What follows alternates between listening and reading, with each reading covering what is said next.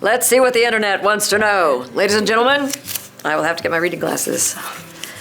How old was Sheryl Crow when she became famous? Oh my goodness. Okay. I would like to say I was 19. I was not. I worked with Olivia Rodrigo recently, and I had to actually sit down and think, what was I doing when I was 19? I was a dork. I was playing in a cover band. I was going to classes.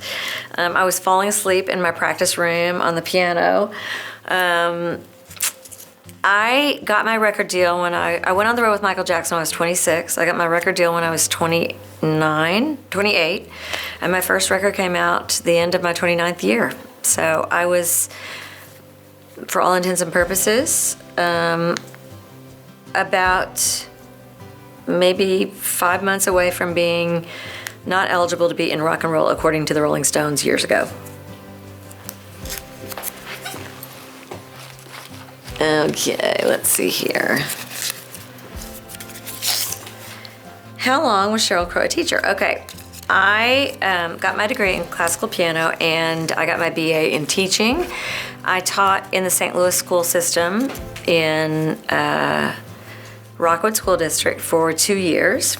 And then I stayed in St. Louis for about 6 months doing what they called casuals, which is where you're in a huge pool of musicians and your name, you get put together for different events and you play gigs where you play Motown, Stax, Top 40, and all the while I was also doing some session work, and one of those sessions was for McDonald's, and it went regional through Chicago, and then it got picked up nationwide, and I made more money in 45 minutes than I had in 2 years of teaching school. That makes me want to throw up.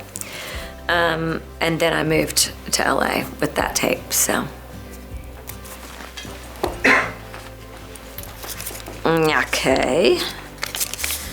How did Sheryl Crow lose her front teeth? Okay, you want to know about the first time I lost them or the second time I lost them? First time I was, I think I was maybe 6 years old, and it was Saturday morning, and the high school marching band was going by our house. They were rehearsing for the homecoming parade, and we were at this house that was being built next door, and there was scaffolding everywhere, and my older sister, who was very bossy, told me to run home and get my coat, and so I did. I took off running and never saw a piece of steel scaffolding and ran right into it and knocked my two front teeth into the back of my mouth.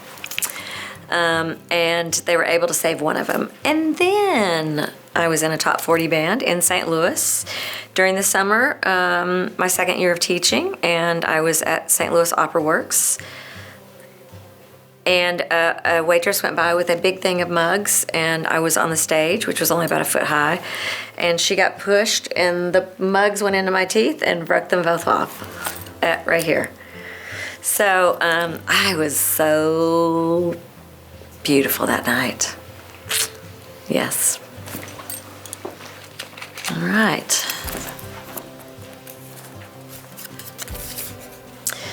Was Sheryl Crow a cheerleader? Oh, bless you. I was not.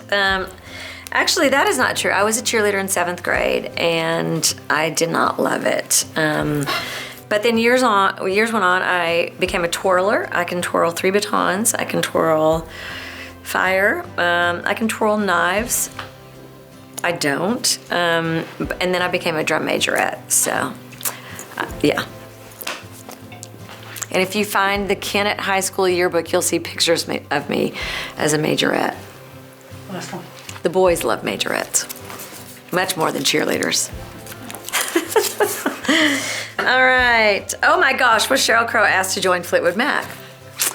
Okay, well, so Stevie spoke about my almost joining Fleetwood Mac at Nissan when she played here last. And one of the most beautiful things about that was I told my kids, I said, I'm taking you to see Stevie Nicks tonight. And they were like, we don't want to go. And I'm like, well, you're going because I'm your mom and you're grounded. No, I said, look, you know, she's one of my oldest friends. She ushered me into what I'm doing. She's one of the most famous female rock stars, but also one of the greatest songwriters. And I'm taking you because I want you to see her. And I was getting to sing Landslide with her. Well, she sang Landslide very, very last. And then she reached for my hand and she told the audience how I was one of the only people ever to almost join Fleetwood Mac, one of the most popular bands in the world. But that I did not, because I had this newborn baby he was very little, like months old, and she pointed to my kids out there. And so that was one of those moments where I was like, Lord, thank you that they are in the audience and they could hear that story, because that is very true. Every decision I made during that time and still is always been about them. So, and I did not want to move. I just didn't want to pick up my kid and travel. And so while we were talking about it and dreaming about it, that's as far as we got. Okay, and I was going to say, I know you have to go soon, but Forever, which is coming out, I think this Friday, was inspired by your son in part, right? Forever is about, it's really about both my kids. And, doing the documentary was, it was cathartic, and it was scary. I mean, my kids still have not seen it, and I'll be happy when they see it, when they're ready to see it. But yeah, I mean, I think the idea of it is that, living in the moment, that is the best chance for having a long life, is being in every moment of your life and being awake and aware and not being like, and I remind myself of that every day with my kids.